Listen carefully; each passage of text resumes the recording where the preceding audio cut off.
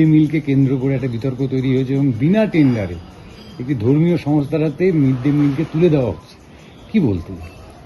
Mid day মিলের যে পুষ্টির ব্যবস্থা পশ্চিমবাংলার বাচ্চাদের জন্য চালু ছিল, সেটা তো পুষ্টিবিজ্ঞানের নিয়ম মেনেই চালু ছিল এবং এলাকার অঞ্চলের খাদ্যাভ্যাস হিসেব করেই এটা করা হয়েছে। সব নিয়মকানুন মেনে চিন্তাভাবনা করে বৈজ্ঞানিক উপায়ে এই মিড ডে মিল এইটা এখানকার পশ্চিমবাংলার বাচ্চাদের জন্য চালু করা হয়েছে। কিন্তু যে বিজেপির নেতারা ভোটের আগে মাছ ভাত খাচ্ছি বলে মিডিয়া ডেকে বিজ্ঞাপন করলেন হোটেলে গিয়ে, তারাই ভোটের পর এইটা কেন চালু করলেন এটা বোঝা যাচ্ছে আরএসএস এর ষড়যন্ত্র।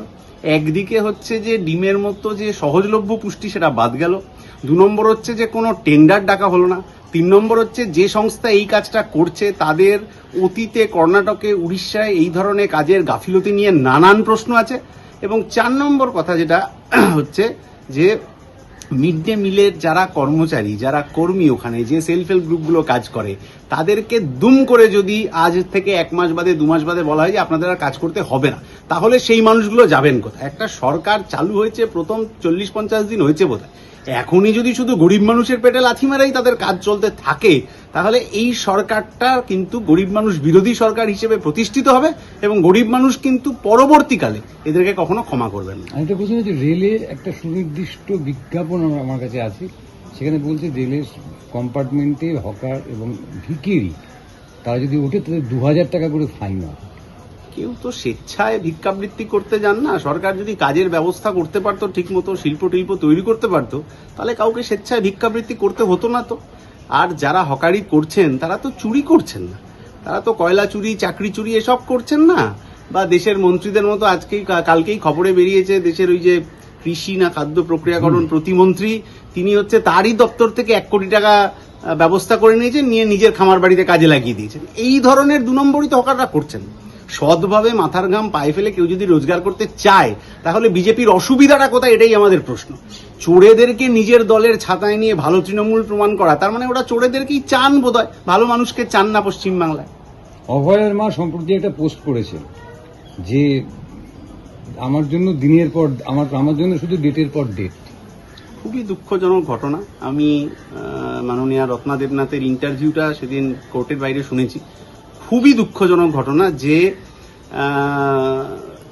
1 বছর 9 মাস হয়ে গেল সিবিআই এর তদন্ত, এবং সিবিআই এর তদন্তকারী আধিকারিককে নিয়েই হচ্ছে ওনারা প্রশ্ন তুলছেন, যার অনেক বাস্তবতা আছে বলে আমরা মনে করছি যে ওই আগের আধিকারিক যাকে নিয়ে প্রশ্নটা তোলা হচ্ছে যে তারা ঠিকমতো তদন্তটা করেননি। সাধারণ মানুষও কিন্তু দেখছিলেন যে রাজ্য পুলিশের তদন্ত হিসেব করেই সিবিআই এর তদন্তটা এগোচ্ছে। 1 বছর 9 মাসে আসল কারা দোষী তাদের দিকে সিবিআই বিন্দুমাত্র অগ্রসর হতে পারেনি। আবার নতুন সিট তৈরি হয়েছে।